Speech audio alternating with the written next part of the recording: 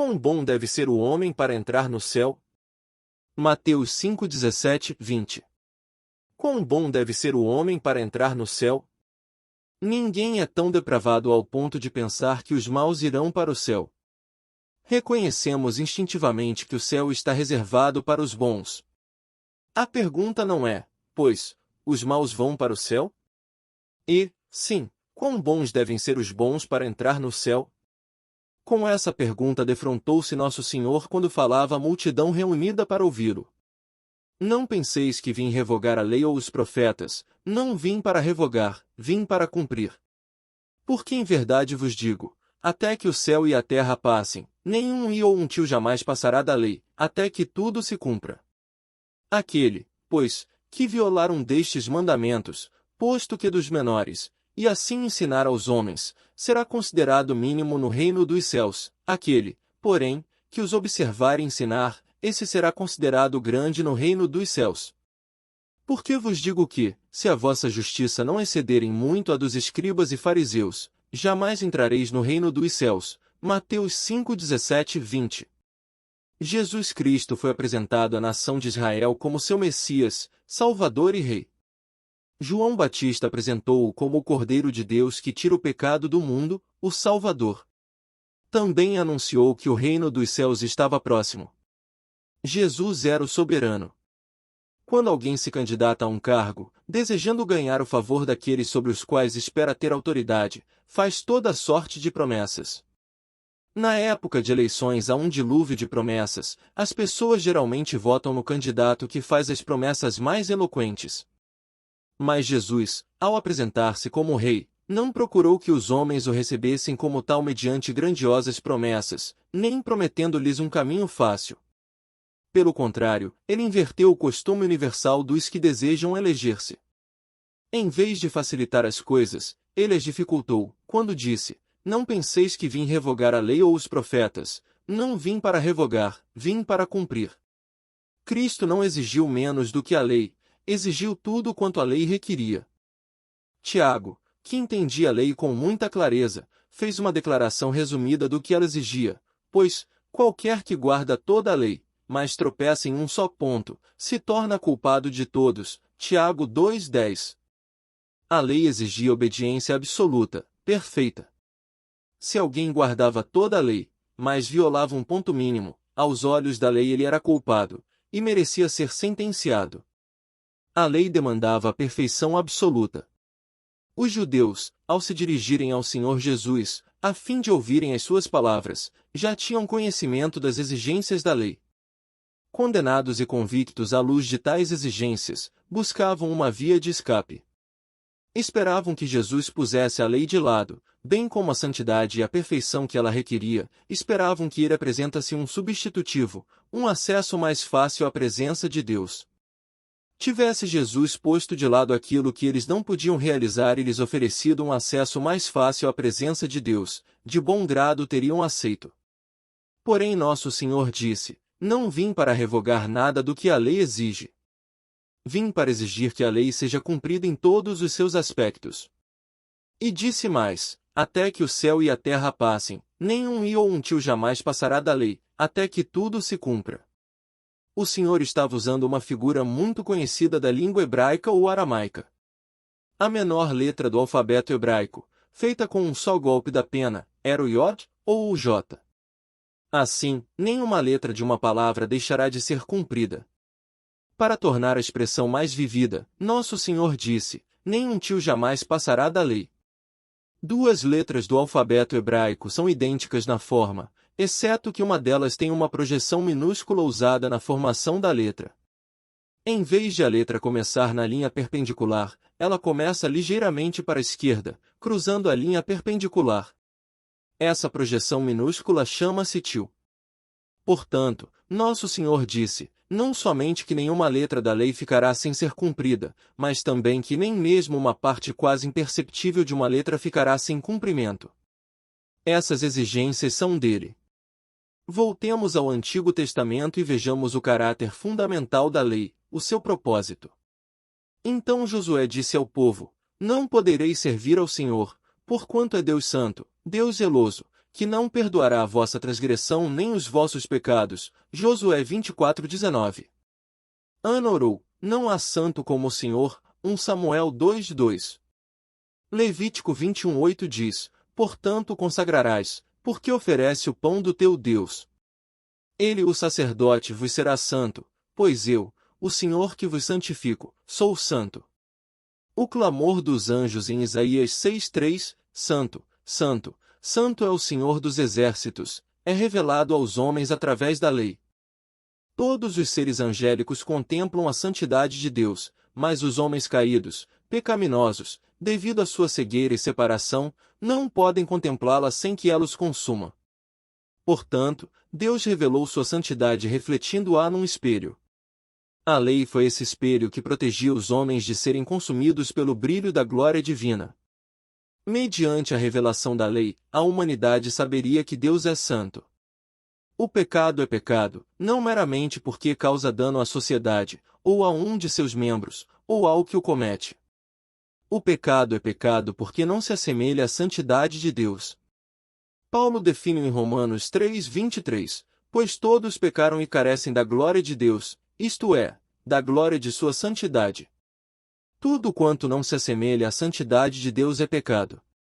Visto que os homens veem apenas o reflexo da glória divina e têm somente um reflexo de sua santidade, fez-se necessário que Deus lhes dissesse qual deveria ser a sua conduta. De modo que a lei revelou não somente a santidade divina mas também as exigências de um Deus santo aos que desejam andar em comunhão com Ele. Lemos em Levítico 11:44, Eu sou o Senhor vosso Deus, portanto vós vos consagrareis, e sereis santos, porque eu sou santo. Requer-se dos homens que sejam santos em sua maneira de viver porque Deus é santo. Em 1 Pedro 1,15 o apóstolo menciona tal fato ao aplicar este princípio à conduta dos crentes. Deus é santo. Ele demanda a santidade dos que desejam viver para agradá-lo. A palavra de Deus contém os mandamentos e proibições que devemos observar no tocante às exigências da santidade. Encontramos a mesma verdade em Levítico 19:2, fala a toda a congregação dos filhos de Israel, e diz-lhes, Santos sereis, porque eu, o Senhor vosso Deus, sou santo. Ou, santificai-vos, e sede santos, pois eu sou o Senhor vosso Deus. 27. Ou, ser-me-eis santos, porque eu, o Senhor, sou santo, e separei-vos dos povos, para serdes meus. 20-26. Esta revelação foi dada a Israel para que o povo soubesse que Deus é santo e conhecesse as exigências impostas por um Deus santo. Ninguém por si mesmo poderia alcançar a santidade de Deus, nem andar nos preceitos divinos de modo que se tornasse aceitável a Deus. A lei julgava culpados todos os homens que a examinassem, pois, qualquer que guarda toda a lei, mas tropeça em um só ponto, se torna culpado de todos. A nação suportava o peso da culpa. O farisaísmo era um sistema inteligente criado para burlar as exigências da santidade de Deus e as demandas da lei. Os fariseus tinham a lei nas mãos. Conheciam a santidade divina ali revelada. Conheciam as exigências divinas tocantes à conduta dos justos, mas admitiam não poder atingir esse padrão. Portanto, imaginaram um sistema que, em essência, burlava as exigências da lei, possibilitando aos homens atingir um conjunto de padrões substitutivos.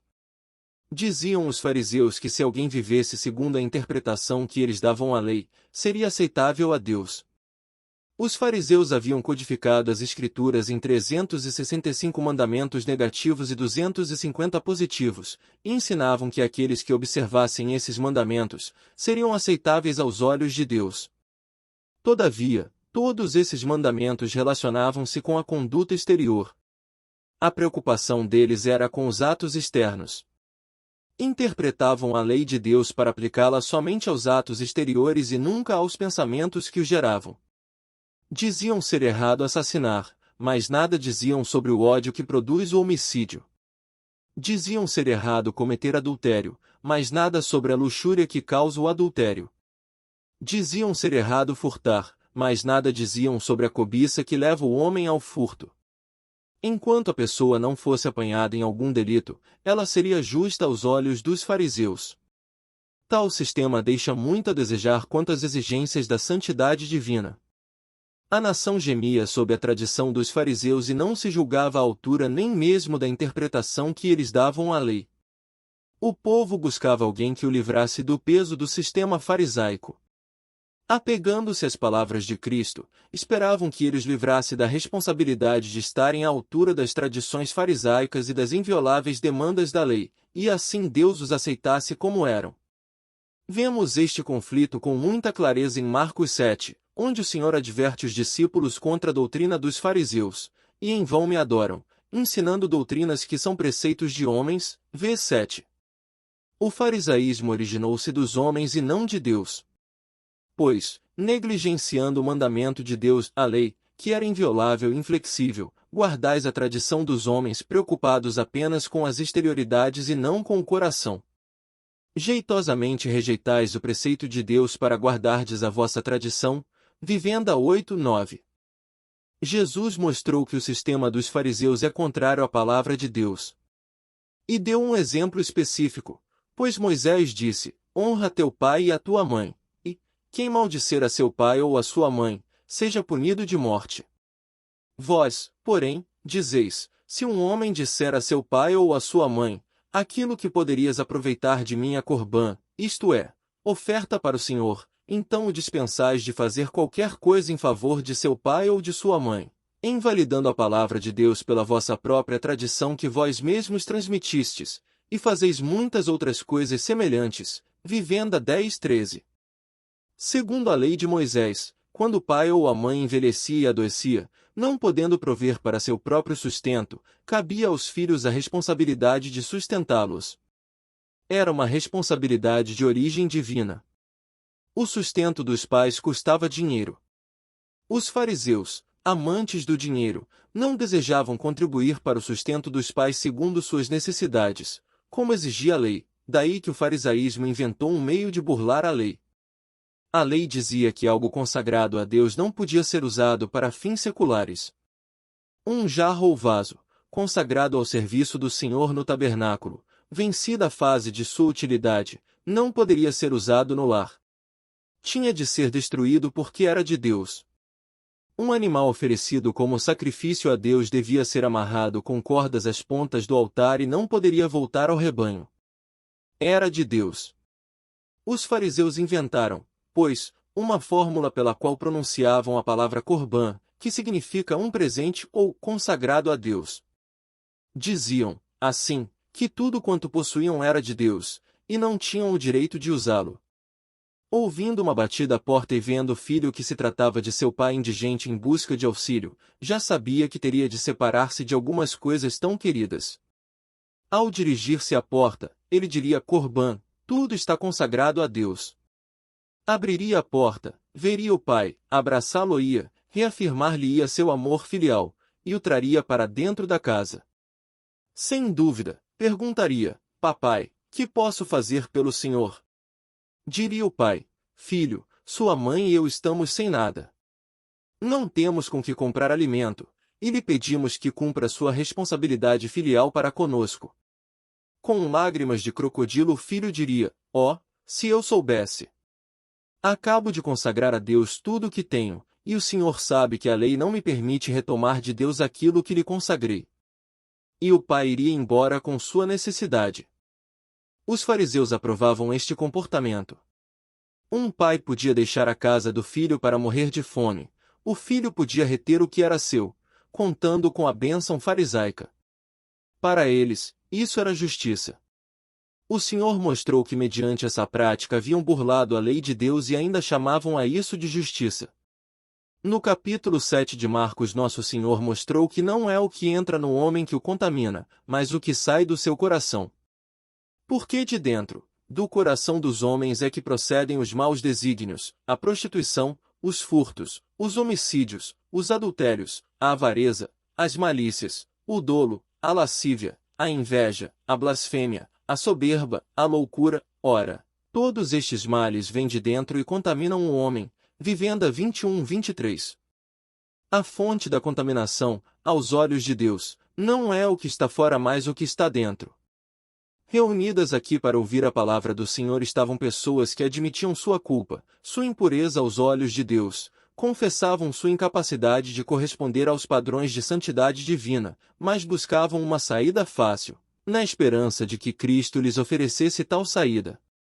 Cristo disse-lhes que a justiça dos fariseus nunca os conduziria à presença de Deus. De acordo com o padrão de bondade do mundo, teríamos de admitir que os fariseus eram homens bons, de boa conduta, morais, retos, religiosos. Mas Cristo disse: se a vossa justiça não excederem muito a dos escribas e fariseus, jamais entrareis no reino dos céus. Até que ponto alguém precisa ser bom para ser aceito? Nenhum i ou um tio jamais passará da lei, até que tudo se cumpra. Nosso Senhor estava dizendo que para ser aceito no céu é preciso ser tão bom como a santidade de Deus revelada na lei. O homem precisa ser bom como Deus, para ir para o céu. Permanecemos culpados e condenados perante Deus, a menos que guardemos toda a lei. Mas, pela graça divina, mediante a morte de Jesus Cristo, foi provida a justiça para os pecadores. Foi derramado sangue para lavar a mancha do pecado. A justiça comunicada faz o homem tão justo quanto Jesus Cristo, de modo que um Deus santo pode olhar para aquele que permanece em Cristo, e dizer: esse me é aceitável. Agradáveis a sino amado. Não há, no Evangelho, expressão maior do que essa. Um Deus santo e justo nos fez agradáveis para estarmos em sua presença. Os fariseus, reconhecendo a necessidade de justiça, buscaram provê-la por meio das obras. Falharam. Cristo rejeitou-os, bem como a sua justiça. Só lhes restava uma alternativa: receber a justiça do Senhor. Hoje os homens se defrontam com as mesmas alternativas. Ou providenciam justiça por si mesmos, o que ninguém está em condições de fazer, ou recebem-na como um dom do Senhor Jesus Cristo. Quão trágico é cair no caminho dos fariseus quando temos ao nosso dispor o caminho da vida!